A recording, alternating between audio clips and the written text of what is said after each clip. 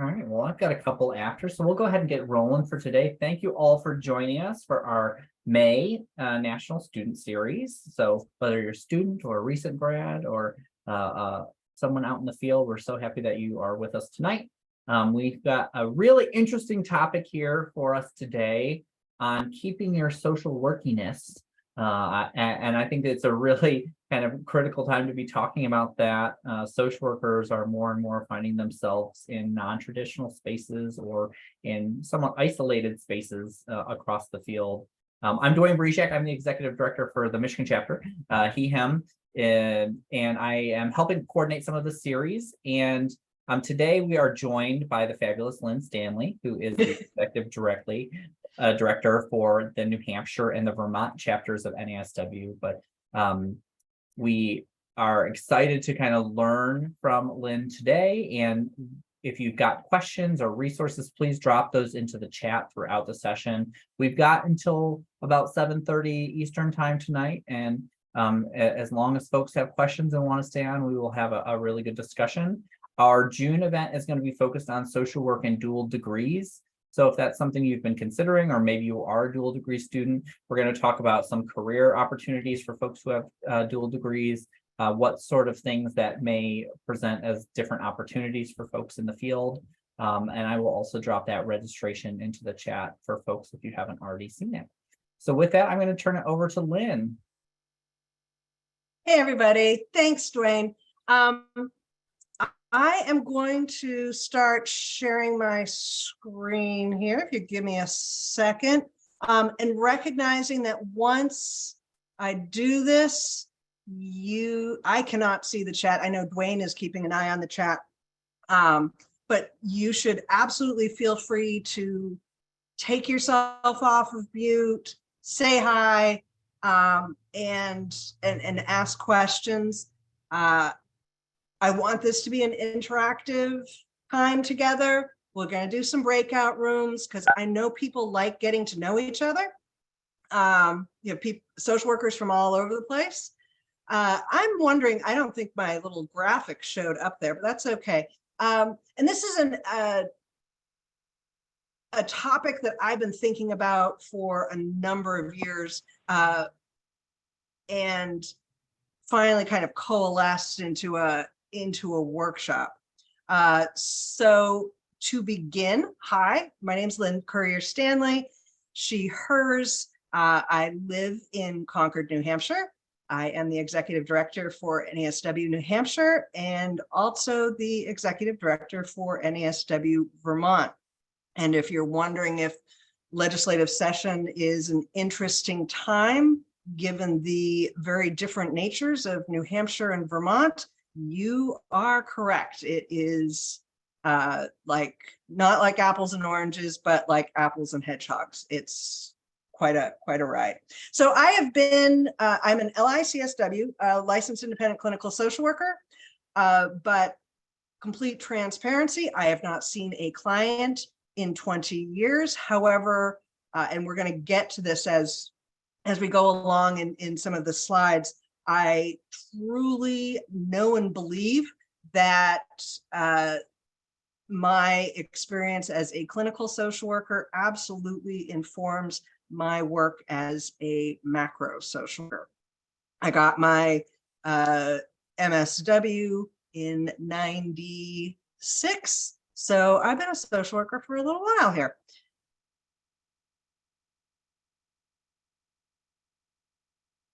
What we're going to be looking at today, our objectives. And we're going to really start off with what is social work, because that's what it's an easy, should be if you're a social work student, pretty easy thing to cover, but it does inform the stuff that we're looking at later. But really looking at the skills that you bring to the table, values and perspectives of social workers, and how they are different from the perspectives and values of others when you are working in multidisciplinary agencies or organizations, recognizing why you are there. The name of this workshop is You Are There for a Reason. So being really firm in your why and then communicating your purpose. And one of the reasons why I really feel strongly about highlighting this issue for social workers is because I recognize that I have the privilege of being around social workers all the time. It is the best part of my job, is that I am constantly surrounded. Yeah, I see Dwayne now. He's like, yeah, it feels good. It feels good to be around social workers. Going to and recognizing when we have our conferences and you're in a room full of social workers, I hear from social workers who are participating in the conference how they just feel like they can relax. They're surrounded by social workers, people who get them. Because oftentimes social workers are in milieus where they are one of one or one of a small handful of social workers. And it can be really easy to start to absorb the mission and values of other professions. Usually the values and mission are aligned, but sometimes they aren't, and it can be especially for newer social workers, an uncomfortable place to be. So that's what we're going to be looking at, is how you maintain your social workiness. And I went back and forth about whether it should be social workiness or social workeriness. Regardless, they're made up words. You do what you want to do. So at the most basic level, what is social work? This is from the International Federation of Social Work. Social work is a practice-based profession that promotes social change, development, cohesion, and the empowerment of people and communities. There's a foundation. Oh, what happened to my logo? Dwayne, are you able to see the Social Work Breaks Barriers logo there? All right, something's happened with my internet. If my presentation was working properly, you would see the NASW tagline for 2023, which is social work breaks barriers. And it's very apropos to this presentation. When social workers, in whatever milieu they are in, they're breaking a barrier. Let's move on to the next one. So here is just a sampling of the places where you will find social workers. And in each of these settings, you can identify what the barrier that's being broken, right? School social workers remove the barriers, or help to remove the barriers to students getting an education, whether it's at the elementary, secondary, post-secondary level, reducing the barriers to students being able to access an education, because that's why students are there, is to get an education. Social workers who are in a hospital setting are reducing the barriers to patients getting the physical health care that they need. And I could go on, but I'm hoping you get where I'm going with this. So you could look at each of these and say, oh, there's a barrier, and that's why the social worker is there, is to help reduce the barrier. So what I'm going to do, first of all, in terms of breakout rooms, and I'm going to stop the share in just a moment, is break you into breakout rooms so that you can introduce yourselves to each other. So the things that you're going to cover are who are you, your name, are you a student, are you recently graduated, where you live, where did you do your work or your internship?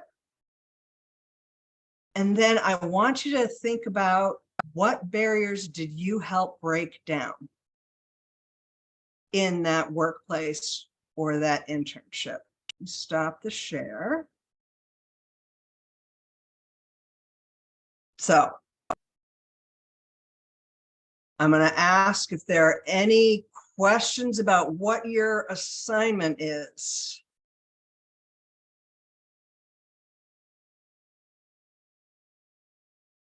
Okay. I'm going to put you into breakout rooms for 8 minutes, and I am going to set the countdown timer for 120 seconds because that will make you say, oh, geez, we've only gotten halfway around the Zoom room. Ready, set, go.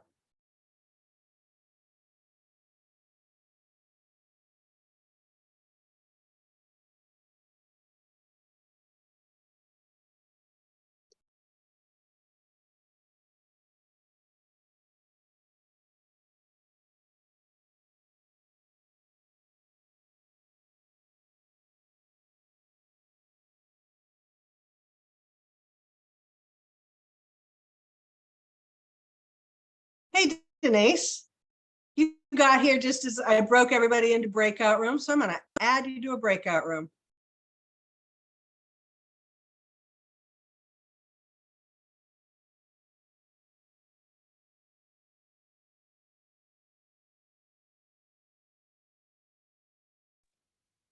All right, Lynn, I'm going to stay on, but I'm hopping away from my computer. Yeah, I'm going to go dark for a minute.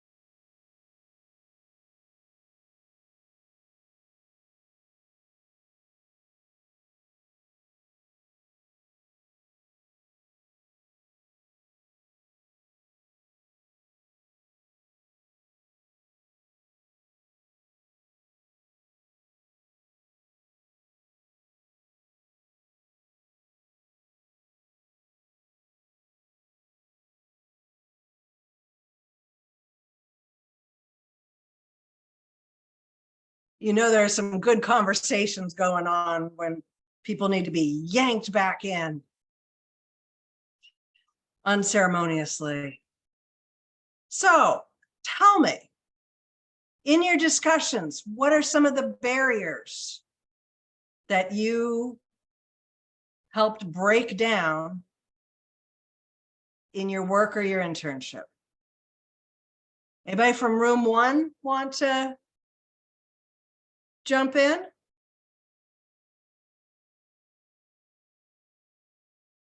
And if you don't remember your room number, that's Agatha, Carolyn, Glenn, Jaden, Sean, and Taryn.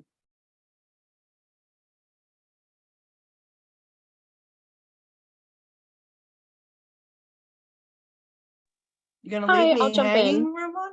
Yeah, please. Sure. There was discussion Thanks, a lot about, Carolyn. no problem. It was mainly discussion about, I'd say, access or lack thereof, where we've been serving. I myself am a student, so I'm not working actively as a social worker. So it was nice for me to just hear the experiences of the barriers of lack of the amount of social workers in areas. And so then the sort of stress put on us individually to serve many people. Yeah. In miles away from us. Good. Thank you. How about room two? And that would have been Jacob, Leticia, I hope I'm pronouncing that right. Please tell me if I'm wrong, and Sabrina. Yeah, I can speak for group two. I'll just speak kind of jaggedy about some of the things that came up. One was medical social work and how diversity plays a role. So access to a Spanish-speaking provider for anyone seeking medical attention. Access to community resources, access to housing and employment, just kind of across the spectrum social work. So just bridging the gap for communities in those capacities. If anyone else wants to bring anything up from my group, please do so. Thank you, Jacob. How about group three? That would have been Amy, Brianna, Jennifer, Casey, and Mandy. Hey, Brianna, I saw you. Okay. Yeah.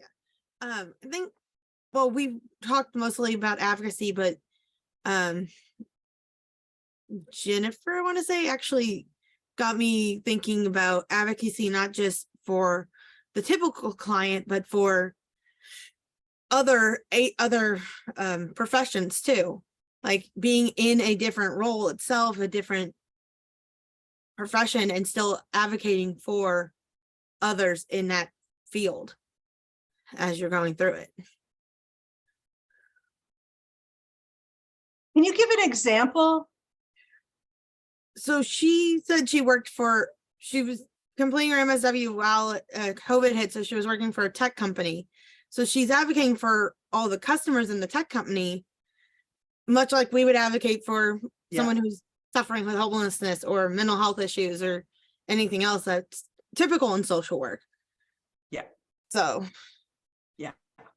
That's one of the things that I say, even if you decide, oh, I'm going to go down a completely different route, I'm going to have a completely different profession, I would argue you're not going to lose your social workeriness because we can be tenacious in our advocacy and waving the flag saying, hey, there's a problem over here that needs to be addressed.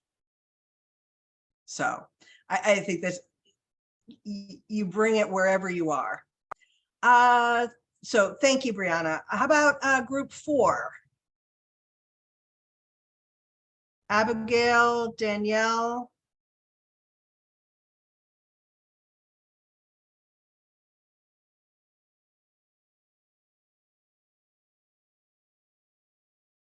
Should I move on to the next group?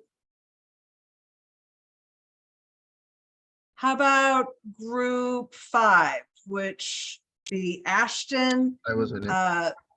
I'm sorry? I said I was in the last group, the one that you mentioned. Perfect. If I may, what we talked a little bit about advocacy. So, the other students, one of them went for Iowa, and I'm over in California. I mentioned advocacy because over here in the state of California, the SW California chapter, the good thing is the state Senate committee passed a social work title protection.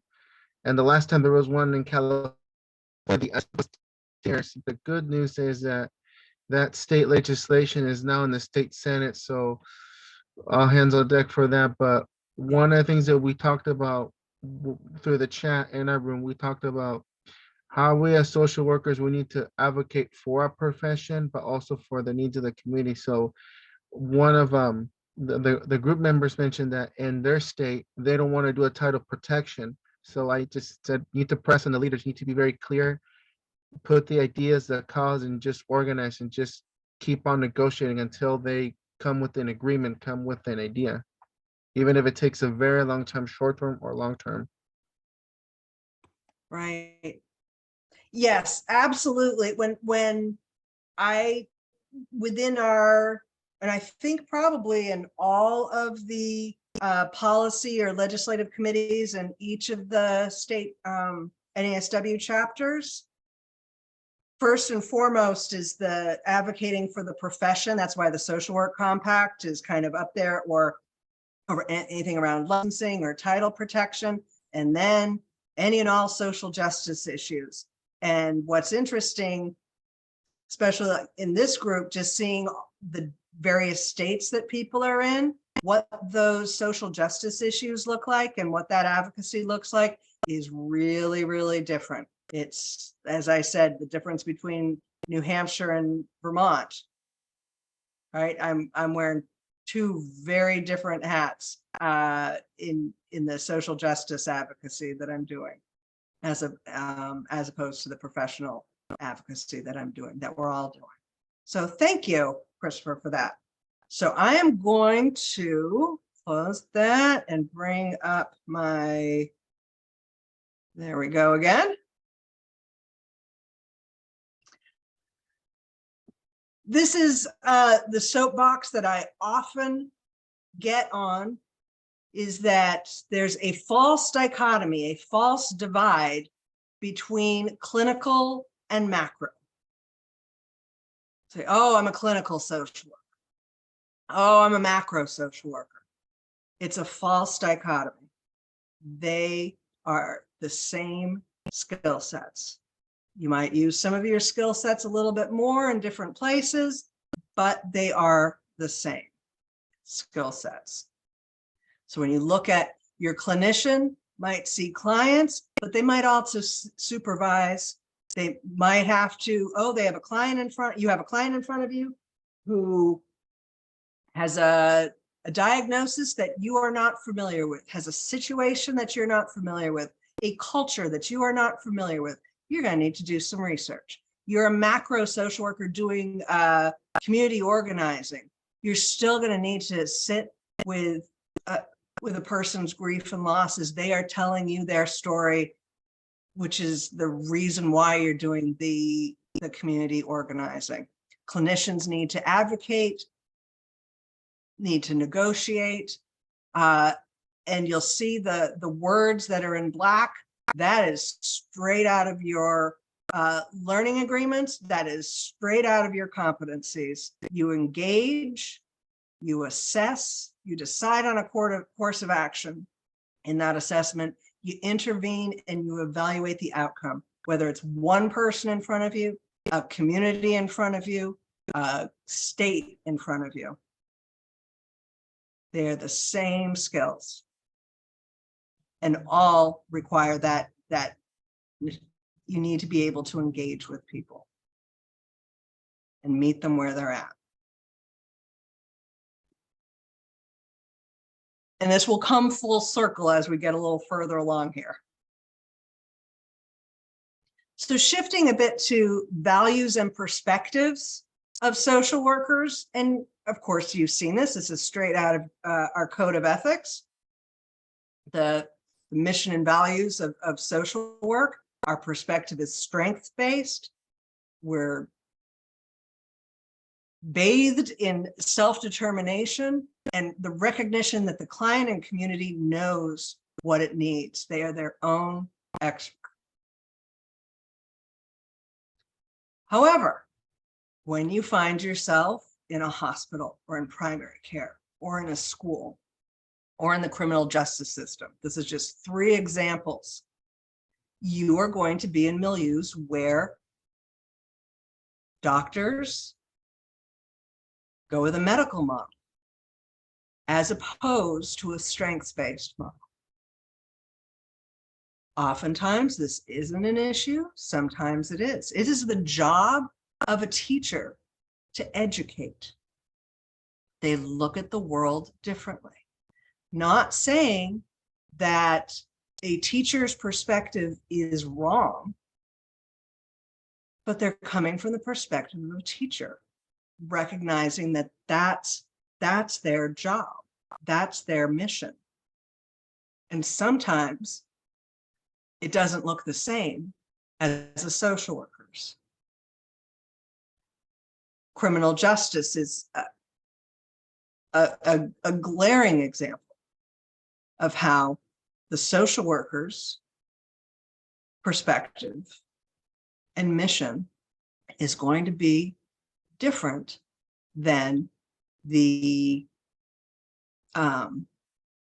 police officers, the lawyers, the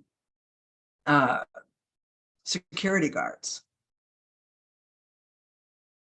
Again, not saying that the other professions are wrong, just that they have a different goal. They have a different perspective. So what I'm going to do, let me stop the share.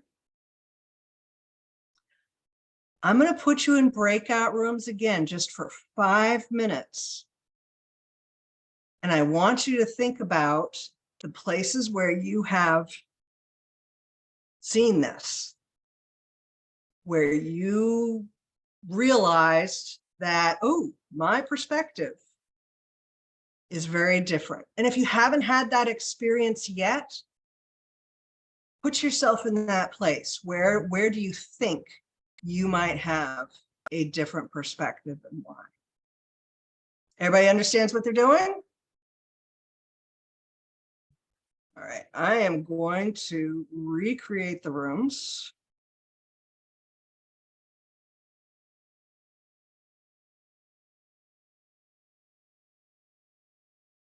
I'm putting you in for 5 minutes.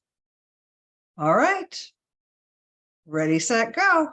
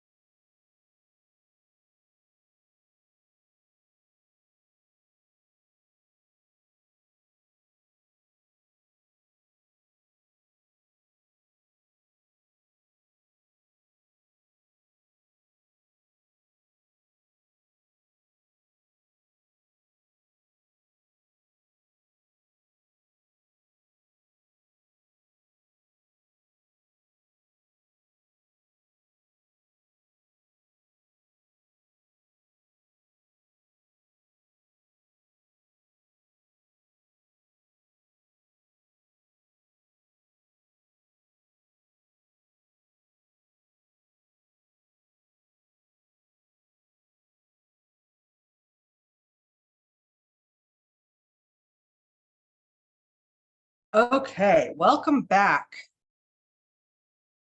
So I'm not going to call on specific rooms, but tell me where you found that there were differences between your perspective as a social worker and the perspective of other professions.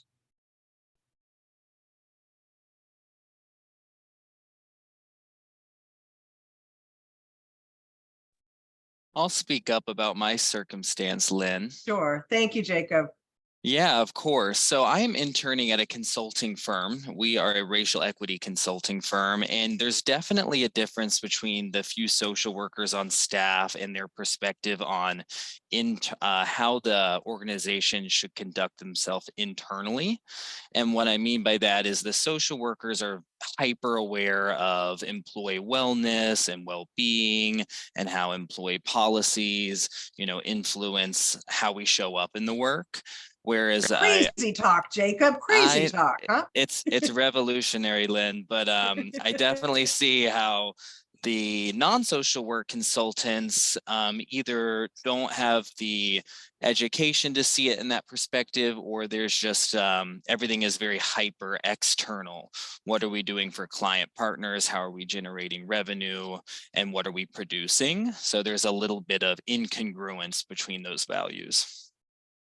Right. And it sounds like the social worker perspective is if we don't have a healthy base here, if we don't have healthy workers, what good are we to all of those other things, right? Bringing in funding and making those partnerships. Exactly. Yeah.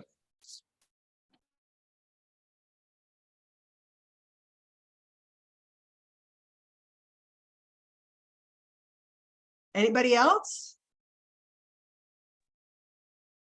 I'll say something for a second. I work in West Virginia and I work in Public Housing Authority, and my executive director was good enough to actually just create the position 2 years ago, because as he said, he was just a landlord and he saw so many issues that needed a social worker's lens and hand to be able to, follow. So I give him a lot of kudos for even creating the position to start with. And it really has been a good marriage of social work into the public housing arena. And I've learned so much over the last 2 years. So it's a partnership that's needed a lot of other places, not just in West Virginia, obviously. Great, thank you. And are you seeing how your perspective is different? Yes, he brought definitely. you in there. Yes, because the social work values were kind of missing. It's not that they weren't, the business always handled everything with integrity, and they have an anti-discrimination clause. So there's a lot of things that do marry into the social work field, but because there's tenants that or residents that also, have mental illness or have, veterans issues, or there was that missing element of being able to link them to resources. And that's part of what I was brought in to do. Right. Right. Great.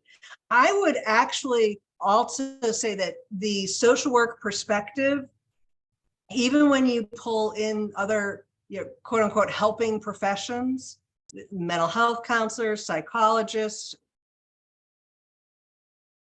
what separates social work, and all of you were talking about advocacy before, right? Advocacy is such a huge piece of social work. And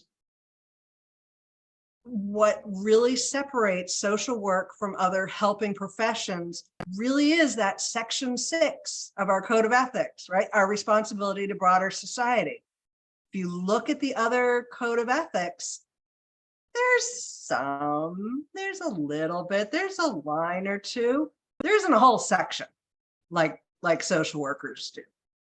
And forgive me for sounding really snarky about this, but I say if you're coming into social work thinking, oh, I'm just going to, right? I'm just going to do psychotherapy. That's all I'm going to do, without looking at the environmental factors, social determinants of health, the policies that are affecting, whether they're about the organization or agency that you're working in, or the statutes and policies at a local, state, national level, how those policies and all of the isms are affecting your clients and saying, I need to do something about this. Not take it on all, but do something, then, and this is the snarky part, maybe social work isn't for you. Advocacy is a cornerstone of social work, and recognizing that that's the part that you play. Anything else about anybody want to talk about the differences in perspectives that you've encountered? I'll talk because I run into the medical model a lot because of the way our team is structured. We meet with our psychiatrist once a week, who a lot of our clients meet with, and we'll tell him something to really only be giving him information, and he'll go on like this 10-minute spiel of drugs are bad. And I'm like, that was not the point of what we were telling you. Yeah. Like, we know drugs are bad. We understand that. But so it's a lot of that, unfortunately, with us, for our clients, for my team anyway. So yeah, and it's challenging. We're gonna next slides, but different professions come with different tools in their toolbox. And so those are the tools that they use. Social workers tend to come with a lot of tools in our toolboxes and different tools. Unless anybody wants to share. I do. All right. Oh, go ahead. One experience. I know in the code of ethics. I just saw it right now with me. I know in page 22, section 3.3, it talks about performance evaluation. So I worked at a nonprofit organization for a very period of time, and what happened to me, I was terminated from the job because there was a lack of performance. But what happened is that I negotiated, I can stay, but they decided not to keep me because of lack of performance. So as I was reflecting, I saw that it would have been best, the employees that terminated me could have gone more in depth on this of giving me a disciplinary action than, having me leave, because in their code of ethics, it states that there can be a disciplinary action. And me, since I'm preparing to be a social worker, seeing this, a disciplinary action is, better than, than asking you to step down the road, unless if there is strong sufficient evidence that you're not lacking. So in this case, I feel as if when you're looking at something, if you're going to decide to evaluate, you got to look at it very, very, very closely and monitor it. Right, and thank you for sharing that. And because, right, and I don't know all of the details, but oftentimes a social worker will look at, as a supervisor, okay, so what are your strengths? What do you need to work on? What scaffolding do you need in order to complete the things, to do the things that this agency needs you to do? So that you're absolutely right. It's a different perspective on management, administration, and supervision. So thank you for sharing that. I'm going to pull this back up. So when it happens, you're in a place where you are, it's right in your face. Oh, we are looking at this situation differently. And what I've pulled in here on the right, the engage, assess, intervene, evaluate, those are your core skills, right? But also in the 1, 2, 3, this is straight up Frederick Reamer. If you're not familiar with Dr. Reamer, he is, how do I describe him? He is NASW Code of Ethics personified. He's written and edited and the Code of Ethics for years and years. So whenever you are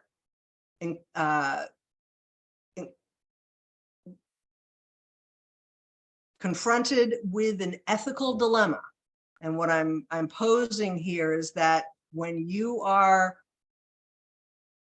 up against somebody else's, some other profession's values and perspective, you're going to go about it the same way that you would if you were facing an ethical dilemma within social work code of ethics. You're going to identify the ethical standards in conflict. You're going to seek consultation or supervision. And then to round it out, you're going to document your process, because if the path that you take veers away from social work code of ethics, you're going to want to document why that happened. But it's also a way to be able to communicate with the person that you have a different perspective than. Does that make sense? I'm going to pause here and see if I'm making sense here.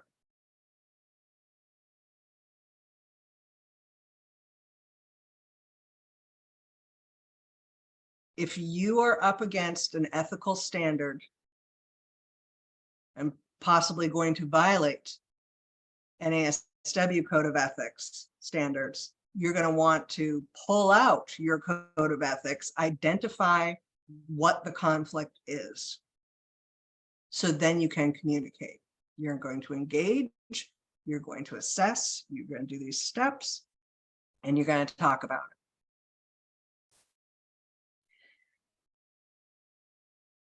When you are hired into whatever setting you are hired into, you are there for a reason. Oftentimes, this is in your job description. This is the communication that you have with your supervisor or manager. Sometimes they're the same person, sometimes they are not. But I would encourage you to be very clear about what your role, your responsibility, what is the value that you add as a social worker to that setting. Recognizing that not everyone knows the reason why you were there. Sometimes it's even your clients or patients' terminology, depending on where you are. If you know the reason why you are there, then you can communicate not only to your coworkers, who may be of different disciplines, but also to your clients or patients, what your role is. Why do I need to see the school social worker? Well, hi, I'm the school social worker, and my job is to make sure that you have access to best education that you can have. And if there's something getting in the way of you getting a great education, my job is to help remove that barrier.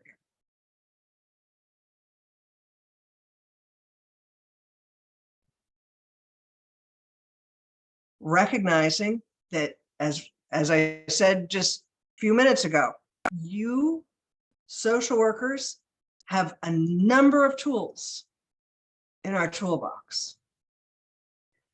Just because your job description says that you're going to do X, Y, and Z doesn't mean that's not all you know how to do. Remember the previous slides. You know how to advocate, you know how to negotiate, you know how to get people sitting at the same table, you know how to look at policies, oftentimes within the agency or organization that you're in, and recognize, ooh, this doesn't make sense. Our own organization's policy is a barrier to our clients accessing services. You have a lot of tools in your toolbox. Not everybody knows what tools are in your toolbox. including your manager, including your employer. I can't tell you how many, and I'm going back to schools again. Administrators say, oh, we've got kids who have this issue or this issue. So, oh, we should probably have a school social worker. But you talk to one school social worker in one school and another school social worker in another school, they're doing very different jobs. Some of it is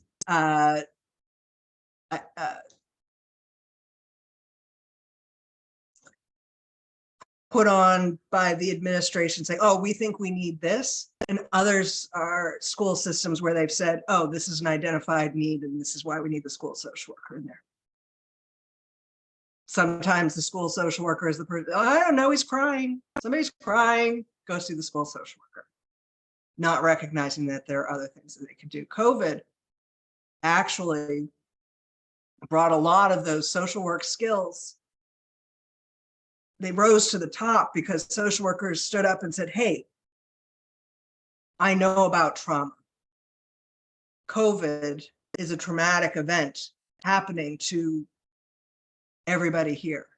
We're all living with it. Let's set up some workshops on trauma and trauma mitigation.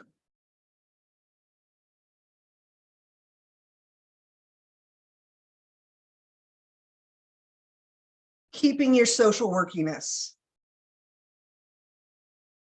And I would argue that this is part of self-care, is being true to yourself and your profession and not getting absorbed by the mission and values, excuse me, my throat's getting dry, of other professions.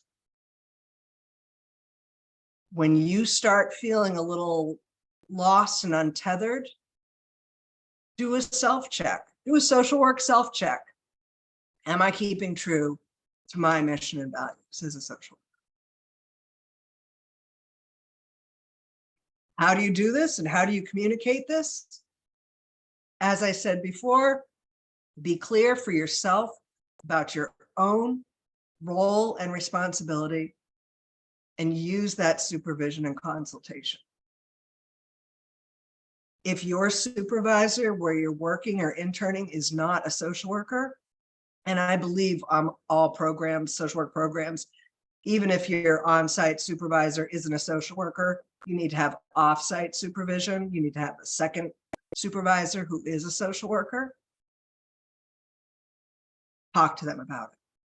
That's vital. And then you're going to practice.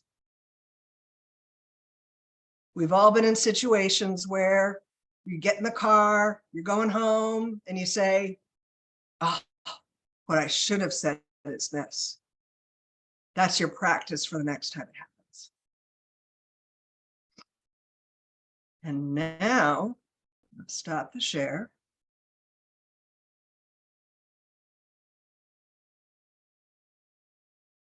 Any thoughts?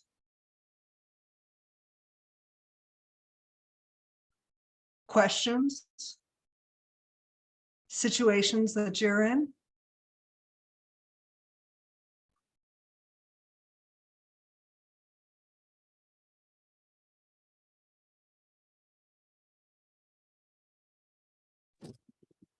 Lynn, question for you. Sure.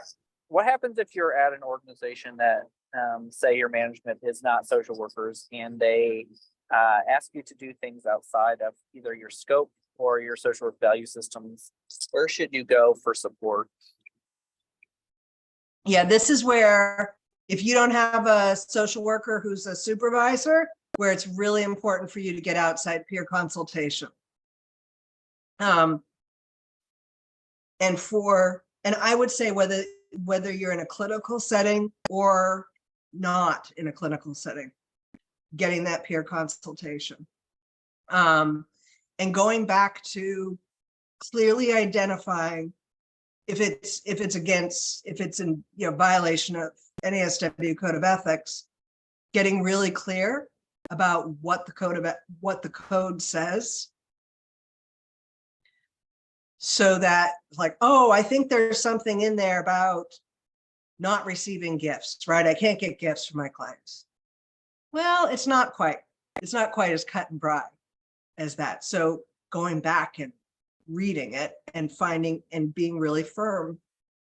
One of the great things that NASW has is ethical consultation. That's a free benefit for members.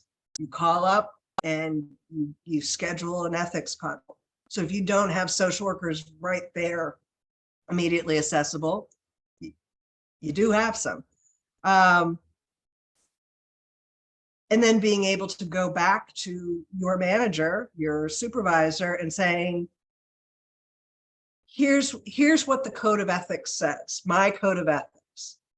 For me to continue to do this or to do this in the first place, I'm in violation of my code of ethics.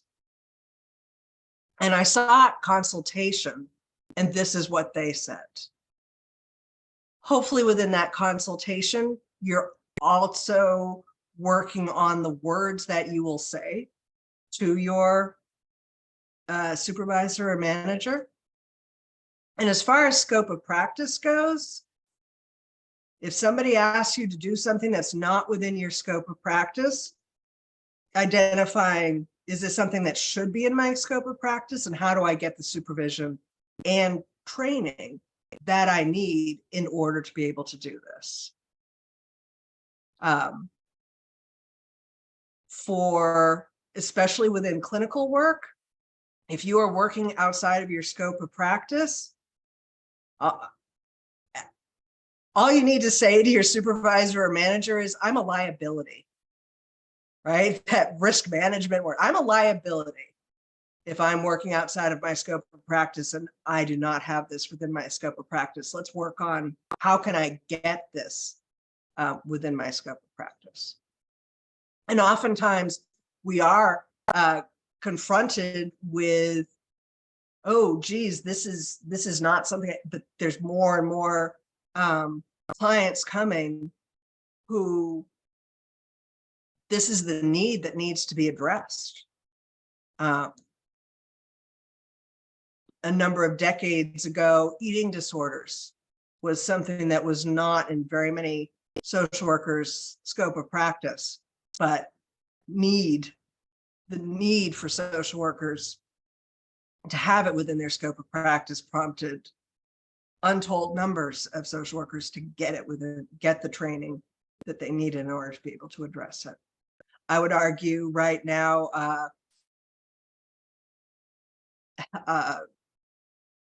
healthcare, mental health care for individuals who are transgender, that's also in a place where people are coming out, getting the training that they need because they're seeing more and more clients where it's a need, and they need to be able to address that need.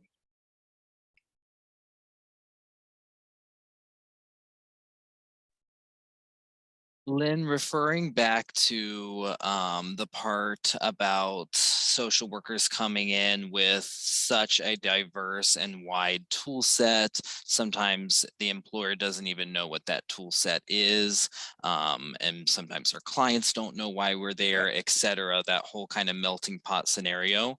How do you suggest social workers achieve investment with potential employers on bringing on a social worker into their business where it perhaps is not a traditional social worker role? So just kind of getting people buy-in that you need this, you need a social worker in this space. Yes, great question, because for clinical jobs, it's easy. Like you go on Indeed and you type in social worker, it's all they want, somebody who's licensed, they want, it's clear, right? It's mental health, they know what they're looking for. It's those jobs where social workers can really nicely fill the job description. It then becomes your job to convince the prospective employer why they need a social worker. And I would recommend, when you see the job description, you look at what your transferable skills are. even if you didn't have that type of job before, it's not like you could say, oh, I spent 5 years doing this, which is very similar to this. You talk about the transferable skills, program design. Social work students do a heck of a lot of research. So you talk about if the job description requires some research, absolutely. If it's that community organizing, you can talk about how about building relationships, about engaging, about meeting people where they are. All of those transferable skills that then you can highlight because it's in the job description. I was having Well, oh, go ahead, Amy. no, I'm sorry. I just was thinking that, even when you're looking at the job description, you can see where gaps of services are, that social work could fill those pockets too and approach it that way as well. Absolutely. So it's how your perspective, and this is where having somewhat of an understanding of that your perspective as a social worker is different from other perspectives, the perspective of other professions. That's what you can highlight. And not that you're better, though of course you'd be better for this job, but how you will complement the lawyers, nurses, teachers, name the profession that you'll be working alongside, how you will complement because of a different perspective. And I've kind of actually put it into like a puzzle, if anybody does jigsaw puzzles, but it's a piece that you can partnership, and it just kind of helps, complete the whole puzzle when there's a partnership. And the border might already be there, but you need to figure out what piece you can put into the puzzle. Right. I know you mentioned a different perspective, and I believe that was talked about a little bit earlier today. Am I correct? Like seeing a different perspective. Someone who's a social worker. Christopher, I'm sorry, your audio keeps going in and or out. someone who's not. And I believe mentioned Christopher, I'm really sorry. I couldn't hear you. Your audio went in and out. Oh, I'm sorry. I said earlier, I believe we mentioned about looking at different perspective of someone who's like similar to you. In other words, if there's a fellow social worker or someone who is not. I believe we mentioned that, right, as a topic, correct? Yes. Okay. I want to share an experience. Since I was enhancing my candidacy to grad school, to my MSW program, as I was writing my personal statement, trying to get to the program I wanted to get, and I was being denied. And in my personal statement, I wrote my experience, all of that. I'm more interested in the macro social work, but a former classmate told me, why don't you do licensing? Why don't you try it? And I was giving my reasons why I not interested in licensing. And then later I shared my personal statement with someone else, and the other person told me, it's possibility you might be lacking the clinical area, but I think it would be best if you address the question to the chairman of the program to see what can they tell you. You got experience, but you might be lacking an area of experience because many programs look for various things on a candidate. So I asked the chairman, do you think that I'm lacking in the clinical area? And I went very detailed, and she told me, no, you're not lacking experience. You got a lot of experience. You're very good at the macro experience. You're very good at policy analysis. It's just the program is very small, and there's only a limited of students they can admit. That was a problem. Yeah. I mean, the reality is, there's a whole number of social workers who enter MSW programs out of BSW programs, right? It's a great feeder program, if you will. So you can maybe go advanced standing, and because you've already have that foundation. I can't tell you how many social workers I know who started off doing something, they got their undergrad in something completely different. I got my undergrad in sociology, right? I didn't know that social work was a thing until a couple years after I got out of my bachelor's program. I know social workers who've been in customer service. They were nurses, they were teachers, they were accountants. I actually know a couple lawyers who went back to school to get their MSW. As far as dual degrees go, that's a pretty nice one. But we bring a whole variety of experiences to our social work education. And then within our programs, we're then exposed to so much more. So I think that I think there's room for all sorts of people to come into a social work program. And does a clinical foundation help you? Sometimes. I know I'll speak for myself. I had some experience after getting my bachelor's working in a couple different programs. And then I got into the master's program, and I looked back and like, oh my gosh, what was I doing? What was I thinking? I didn't know these things. You use the information that you have when you have it, and you continue to grow. But to kind of get back to the bigger picture is you can't remember, you can't forget why you're there. And I think especially for newer social workers working in a setting where it's a multidisciplinary team, it can get a little overwhelming, especially when you're working with people who are older than you, more experienced than you, talk with a very directive, I know this is right. But one of the things that social workers are really quite good at is being a pain in the tuchus and nudging people to say, hey, this is a problem.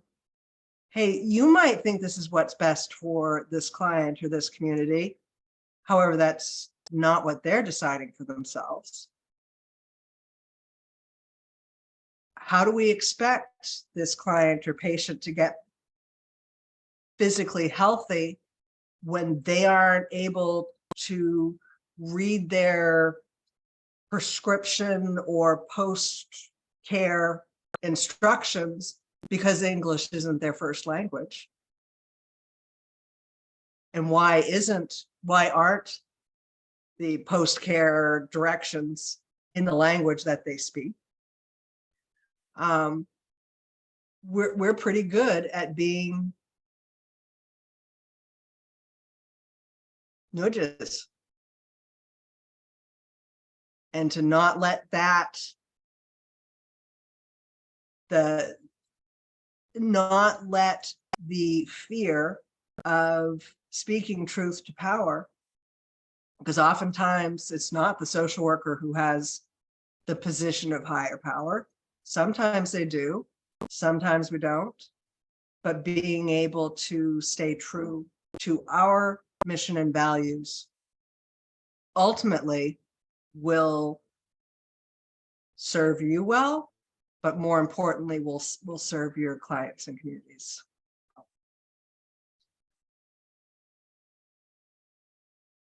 Any other thoughts?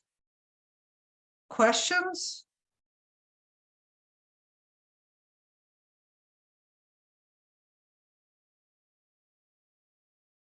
My final thought is sometimes you need to practice this. If you're not quite finding your voice, practice finding your voice. Seek that supervision, seek that peer consultation. For those of you who are entering or in social work programs, you've got a whole cohort of people that you can practice with.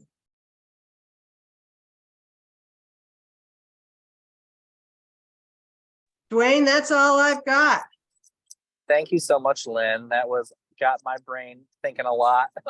I mean, I think our work at the associations, we're always doing interdisciplinary, lots of collaborative work. And I know that for our new social workers, know you're going to be great in whatever space you end up at, and that you've got this whole team of people ready to work behind you and with you and advocate with you. So Lynn, thank you so much for giving us all your expertise tonight. And thanks to everybody for sticking on with us. If you are wanting to join us for our next 2 sessions, we actually have 2 coming up in June.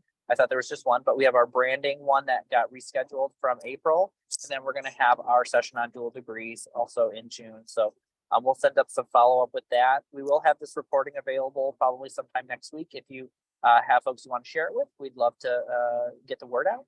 And thank you all again for joining us, and hope to see you soon. Thanks, everyone.